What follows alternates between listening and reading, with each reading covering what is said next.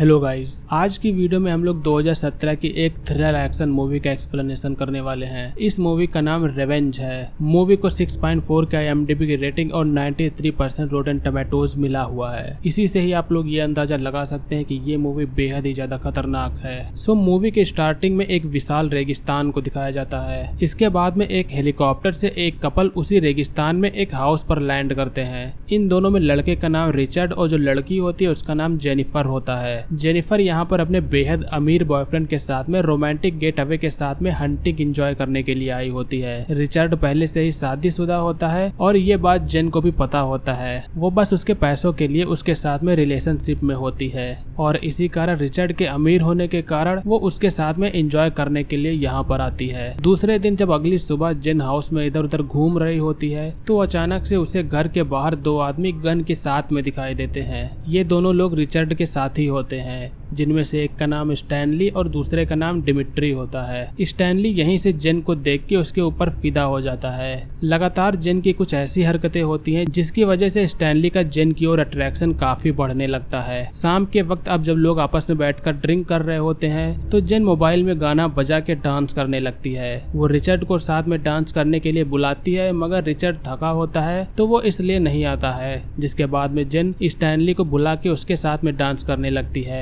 इस डांस को देखकर स्टैनली का जो बजा कुचा कंट्रोल होता है वो भी खो जाता है और अगली सुबह जब जेन उठती है तो हाउस पर रिचर्ड नहीं होता है। वो किसी काम से बाहर गया होता है और स्टैनली ने यहाँ पर जेन के लिए टेबल पर खाने को सजाया होता है। जेन आकर टेबल पर बैठती है और स्टैनली उसके साथ में कुछ बातें करता है। जेन समझ जाती है कि स्टैनली कुछ गलत समझ रहा है, जिसके बाद में वो अपने कमरे में जाकर नहाने चली जाती है। जब जेन चेंज कर रही होती है तब बाहर से स्टैनली उसे देख रहा होता है। जेन उसे देख लेती है, मगर अब स्टैनली कमरे के अंदर आके जेन से कुछ थोड़ी बहुत बातें करता है। स्टैनली ये कहता है कि ये थोड़ा शर्मनाक है, मगर हम दोनों को आपस में ज्यादा जानने का मौका नहीं मिला। तुमको कैसे लोग पसंद हैं? जेन ये कहती है कि मुझे टॉल लोग पसंद है और तुम मेरे टाइप के बिल्कुल भी नहीं हो। स्टैनली अब ये कहता है कि कल रात को भी मेरी हाइट इतनी ही थी, तब तुम वहाँ पर मुझसे चिपक रही थी। इसको सुनने के बाद में जब जेन वहाँ से भागने लगती है तब स्टैनली उसे पकड़कर उसके साथ में जबरदस्ती करने लगता है। उसी दौरान वहाँ पर डिमिट्री भी आ जाता है, जिससे स्टैनली ये कहता है कि तुम्हें दिखाई नहीं देता, हम लोग यहाँ पर बिजी हैं, और डिमिट्री वहाँ से चला जाता है। स्टैनली अब यहाँ पर जेन के साथ में जबरदस्ती करने लगता है। डिमिट्री बिना कुछ कहे वहाँ से बाहर चला जाता है। जेन की चीखने की आवाज बाहर तक सुनाई दे रही होती है, इसलिए वो टीवी चला के वॉल्यूम तेज कर देता है।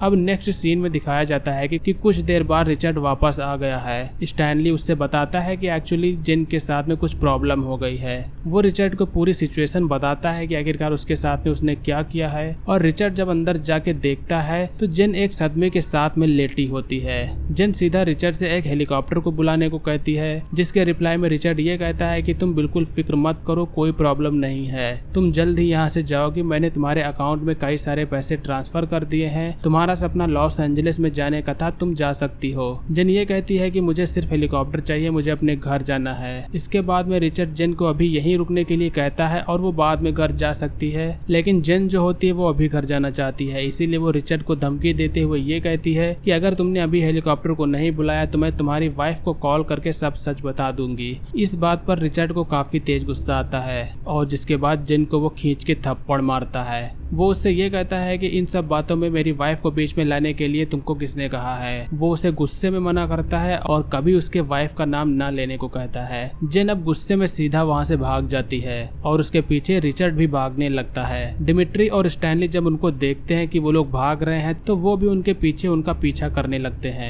जेन की सेल्फ रिस्पेक्ट खत्म हो गई होती है, इसलिए वो बिना कुछ सोचे समझे सीधा वहाँ से भागने लगती है। उसे ये भी नहीं पता होता है कि आखिरकार वो किस तरफ जा रही है, लेकिन वो सिर्फ बिना कुछ समझे भागती रहती है। भागते भागते वो एक खाई के पास में पहुंच जाती है। रिचर्ड उससे यहाँ पर ऐसा ना करने को कहता है। वो ये भी बोलता है कि मैं उस समय बहुत ही स्ट्रेस में था, इसीलिए मुझसे ऐसा हो गया। स्टैनली से वो तुरंत फोन मांगता है और फोन को डायल करके चॉपर के लिए डिमांड करता है। चॉपर जल्दी ही 30 मिनट में आने वाला होता है और ये सब बातें वो जेन को बताता है। जेन अब यहाँ पर थोड़ा रिलैक्स लग रही होती है, लेकिन यहाँ पर कुछ उल्टा ही सीन होता है। रिचर्ड खुद जेन को खाई में ढकेल देता है और जेन सीधा जाके नीचे एक सूखे पेड़ पर गिर जाती है, जिसकी लकड़ी उसके पेट के आर पार हो जाती है और यहाँ पर यही लगता है कि जेन अब मर चुकी है। स्टैनली और डिमिट्री दोनों लोग काफी डरे होते हैं। रिचर्ड अब ये कहता कहता है कि अगर तुम्हें जेल जाने से बचना था और मुझे अपनी वाइफ से, इसीलिए मुझे ऐसा करना ही पड़ा। तीनों लोग अब हाउस पर लौट जाते हैं। स्टैनली को ये बात बहुत सता रही होती है कि आखिरकार उसने ये ऐसा क्यों किया। वो रिचर्ड से जाके जेन के लिए सॉरी बोलता है, जिसके रिप्लाई में रिचर्ड ये कहता है, कौन जेन। अब इस साइड में जेन की बॉडी को दिखाया जाता है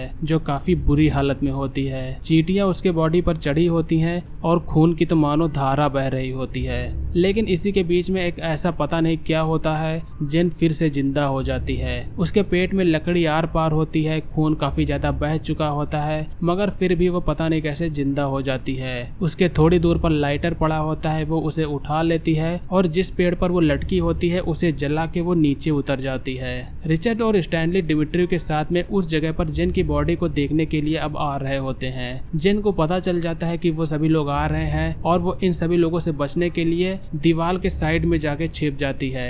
और जब वो लोग ऊपर से नीचे देखते हैं तो उन्हें जेन नहीं दिखाई देती है। इसके बाद में जब वो सभी लोग नीचे आके देखते हैं तो उनको काफी सारे खून के निशान मिलते हैं जो किसी और जा रहे होते हैं। इससे यही पता चलता है कि जेन अभी भी जिंदा है। खून के निशान सीधा पानी के तालाब पर जाकर खत्म होते हैं। जेन को ढूंढने के लिए अब तीनों लोग अलग अलग जाके उसको खोजते हैं। डिमिट्री जब टॉयलेट कर रहा होता है तो उसके पीछे अचानक से जेन आकर उसकी ही गन से उसकी ओर पॉइंट करके उसे मारने वाली होती है। लेकिन जब वो गन को चलाती है तो गन लोडेड नहीं होती है। रेडियो पर भी वो बता देता है कि मैंने जेन को पकड़ लिया है। इसके बाद में अब दोनों के बीच में यहाँ पर फाइट स्टार्ट हो जाती है। जेन एक चाकू की मदद से डिमिट्री की आंखों पर अटैक करके उन्हें फोड़ देती है और यहाँ पर डिमिट्री की बेहद ही ज्यादा खतरनाक मौत हो जाती है। जेन डिमिट्री की गन और गाड़ी को लेके अब वहां से निकल जाती है। वो सीधा एक गुफा में जाकर वहां पर आग जला के थोड़ा अब रिलैक्स करती है।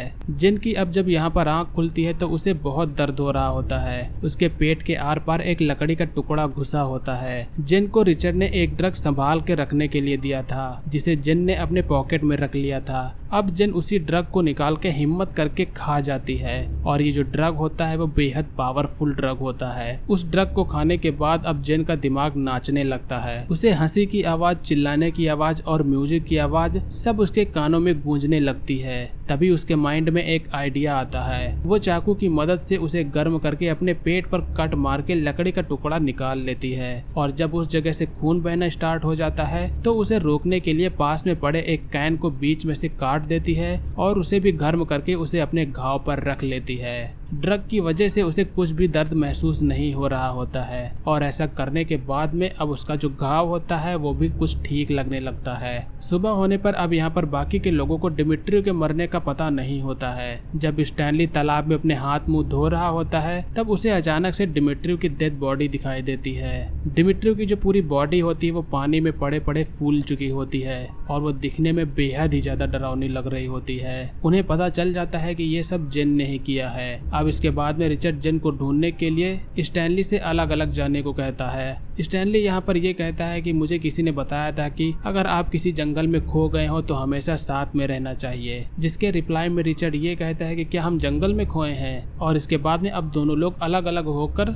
जेन को ढूंढने के लिए निकल जाते हैं। जेन दूरबीन से दूर से एक कार को आती देखती है, उसमें स्टैनली होता है। जब स्टैनली के कार का फ्यूल खत्म हो जाता है और वो कार को रोक के उसमें फ्यूल भरने लगता है तो पीछे से जेन उसके ऊपर निशाना लगाकर उस पर फायर करती है, मगर उसका निशाना चूक जाता है और गोली उसके कंधे पर जाके लगती है। स्टैनली अपनी जान बचा के वहां से भागता है और थोड़ी दूर जाने पर वो अपने खून को रोकने के लिए मोजा निकालकर उसी घाव पर बांध लेता है। जेन उसे ढूंढ रही होती है मगर स्टैनली छिप के अब उसके पीछे आ जाता है। अब उसके पीछे आने के बाद में स्टैनली जेन के ऊपर गन तानता है, उसके ऊपर निशाना लगा के वो उसके ऊपर फायर करता है, लेकिन उसका भी निशाना चूक जाता है और निशाना जाके सीधा उसके कान के ऊपर लगता है और जिसके बाद में उसका कान कट के नीचे गिर जाता है। स्टैनली अब भाग के सीधा अपनी कार की ओर जाता है और पूरी स्पीड से कार को जेन की ओर बढ़ाता है। इस साइड जेन गन को स्टैन के ऊपर फायर करती है। कई सारी गोलियां तो वो मिस कर जाती है मगर जो उसकी लास्ट की गोली होती है वो स्टैनली को लग जाती है और जिसके बाद में यहाँ पर स्टैनली की भी मौत हो जाती है। सो अब लास्ट में यहाँ पर बारी होती है रिचर्ड की। जब रिचर्ड जेन को ढूंढ रहा होता है बट उसे वो नहीं मिलती है और रेडियो पर भी कोई रिप्लाई नहीं दे रहा होता है तो वो सीधा जाकर अपने हाउस में चला जाता है। वो वहाँ पर थोड़ा रिलैक्स करता है और कॉल करके एक हेलीकॉप्टर को अर्जेंट मंगवा लेता है। इसके बाद में वो जाके अब नहाने लगता है। जब वो नहा रहा होता है तो उसे बाहर से कुछ आवाज आती है